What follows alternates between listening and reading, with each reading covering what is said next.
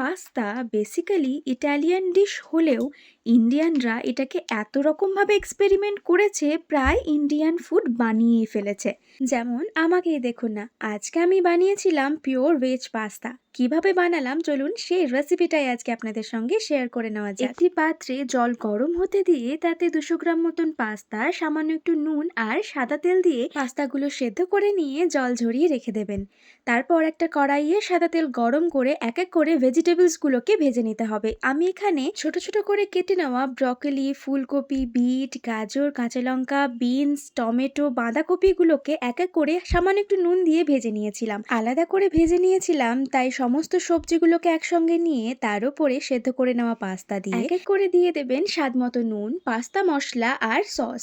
এখানে পাস্তা মশলা আর সস দুটোই বাড়িতে বানানো। মশলার মধ্যে জিরে, ধনে, শুকনো লঙ্কা, মৌরি আর চন্দনী শুকনো খোলায় ভেজে মিক্সার জারে গুঁড়ো করে নেওয়া হয়েছে। সসের মধ্যে রয়েছে ধনেপাতা, কাঁচা লঙ্কা, টমেটো বাটা, সামান্য একটু লেবুর রস। সবকিছুকে ভালো করে মিশিয়ে নিলেই ভেজ পাস্তা একেবারে তৈরি। তাহলে বাড়িতে বানানো এই রেসিপিটি আপনাদের কেমন লাগলো অবশ্যই জানাবেন কমেন্টে।